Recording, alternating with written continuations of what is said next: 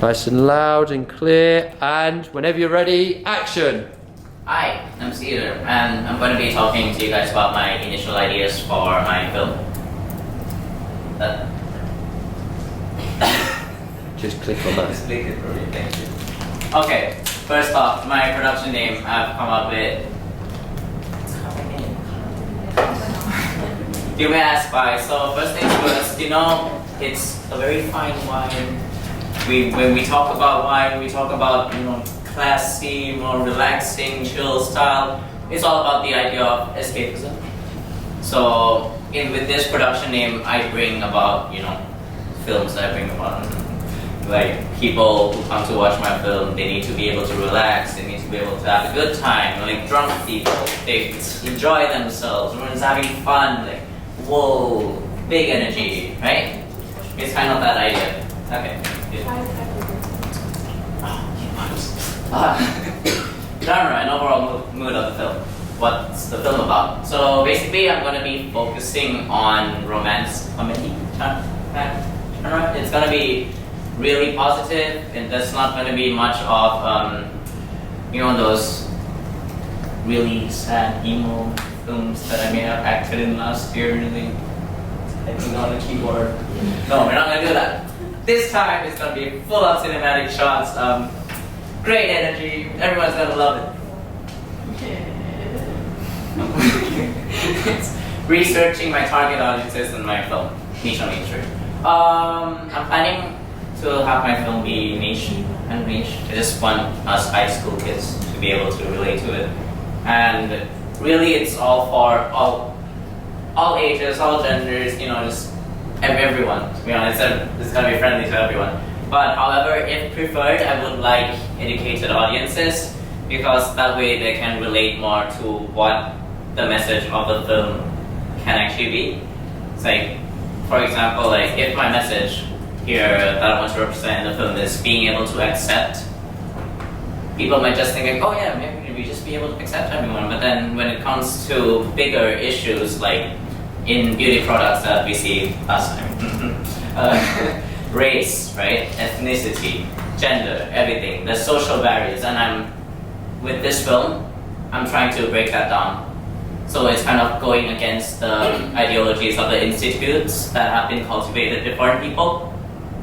And yeah, I hope to be making big impacts. And my inspirations were Rudy Mancuso, the all-time famous fighter, if you know him. Nowadays he's making, yes. Oh wait, no, not yet. But this man right here. Just really nice. Wait. With the mouse go. It's here.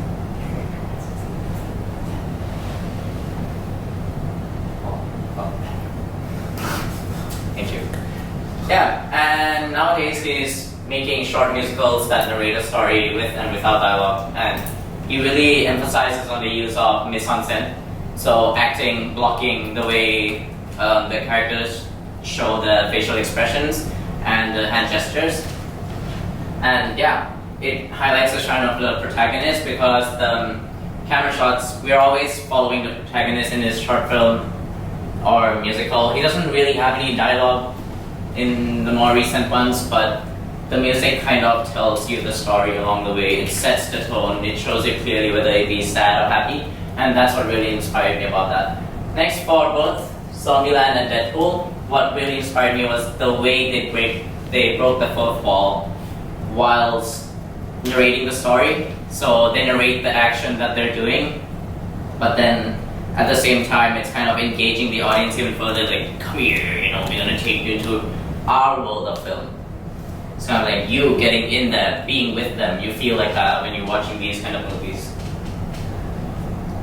Yeah, bring it in. And just bring it in. Need to show What do you want to do? The Zombieland. Might be a bit gory, but it's worth it. It's good inspiration. It's worth it. 5 minutes long. You want to hear? No, not the whole thing. I'll try to just play for that. And why am I alive when everyone around me has turned to meat? It's because of my list of rules. Rule number 1 for surviving Zombieland: party. When the virus struck, for obvious reasons, The first ones to go were the fatties. Poor fat bastard. You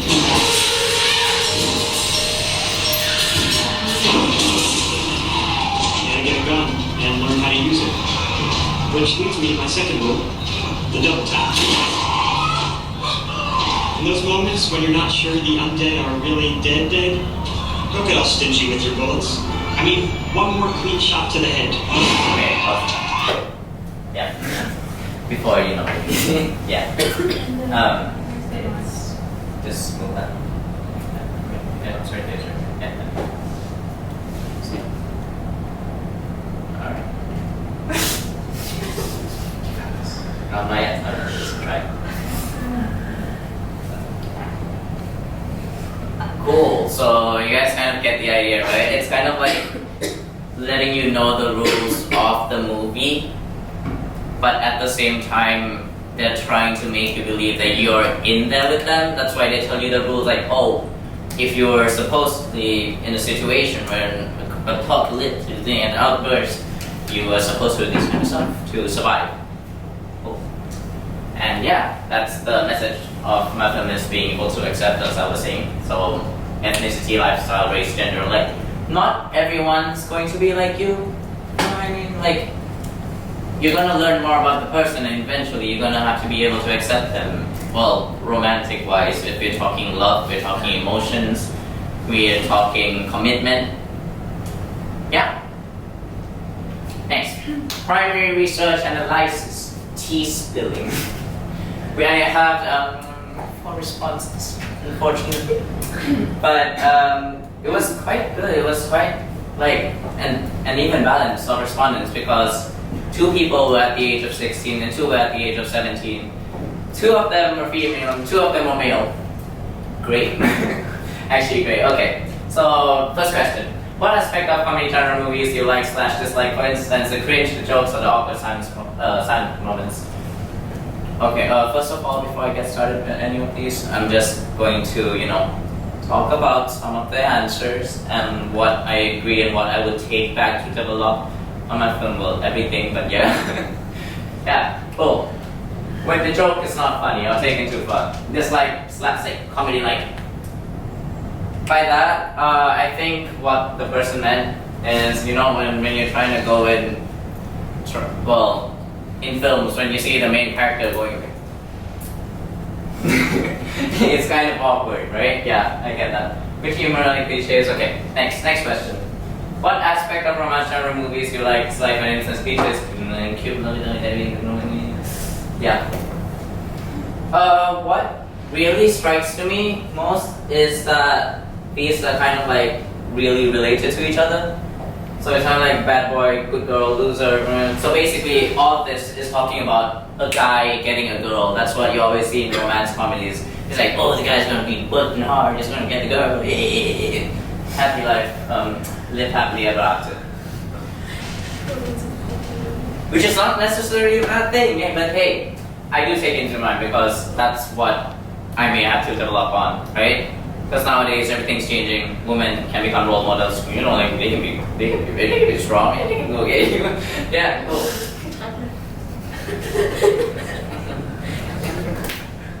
Next. Yeah, right here. This is a great example of respondent. The guy always gets a girl.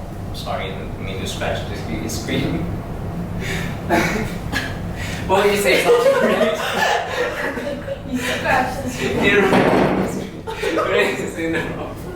It's always the weak one. Sweetie, can you open the video I'll show you? What? Wait, the video I put in the presentation. It's gonna show like what really breaks all of this and what idea I'm going to work towards, so you guys don't have to worry about the film being too predictable to, yeah, you get me.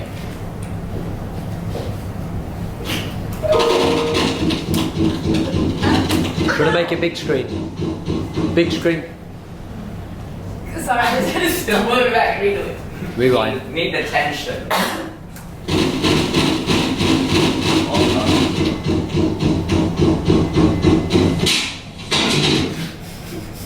Yeah, I'm gonna be working on around that idea more than. So it's more realistic. Let's be honest, right? Girls, you wouldn't let a guy come kiss you. You're probably gonna. Oh, what the hell did I do? Okay. Yeah. I'm gonna keep it more, you know. Unlike all the lovey-dovey movies you see when like couple get together. Yeah, but yeah, I'm gonna work on the idea of realism. It's gonna be a lot more realistic. It's gonna be a lot more, you know. It's gonna get you into the head of the character. That's what I plan developing on. Oh, and how do I intend to convey my messages and meanings throughout the films? So messages and meanings wise, it's not just going to be like being able to accept. That's one, and people can read many out of the film. Being happy, being positive, being able to talk to each other, share ideas, or being open to each other, well, relationship-wise, because it's romance comedy. Yeah. I intend to use a lot of the techniques from the film microelements, but the ones that I will be highlighting on the most is going to be mise-en-scène and cinematography. Because like seeing, normally film is like visual, right? We're talking about visual, we're talking about motion picture. So seeing yourself through a seeing the world through a camera lens, you gotta be able to be like, maybe I don't want to be the camera, maybe I want to be in that, and that's what I'm trying to, I'm trying to implement ideas that would engage y'all as an audience to like be able to see is vicariously viewing the characters through the camera and actually relating to them, their thoughts and what's going on in the scene, and actually like not, yeah, let's not spoil. 20 seconds left. But okay, yeah.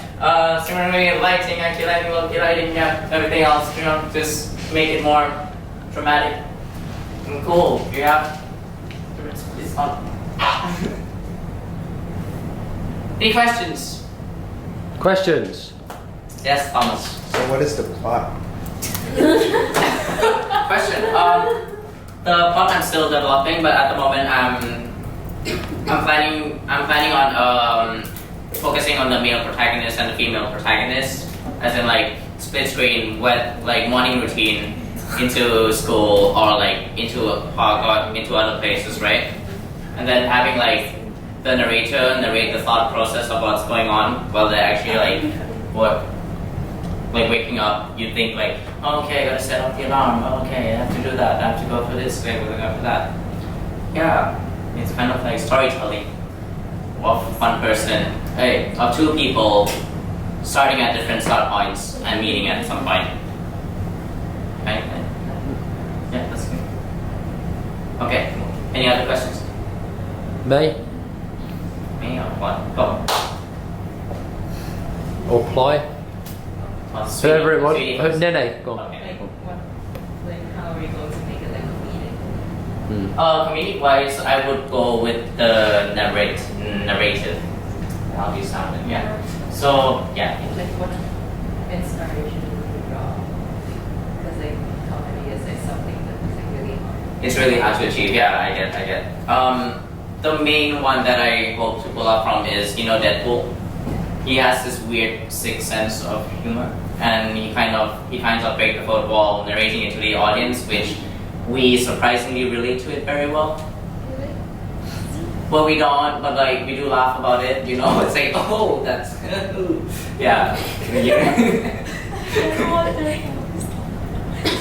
Sweetie? Since you're an independent, like you're working on this project independently, do you intend to get any help from others?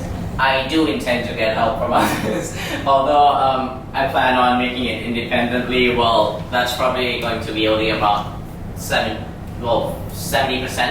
because I can't take all the camera shots that I would need by myself with just one cameraman, or like the audio with the microphone, you know, the lighting, and the cast, of course. Yeah, that's it. Tomas? Come on. Since you have like two characters, how will you fully develop both characters at the same time fluidly? It wouldn't. Okay.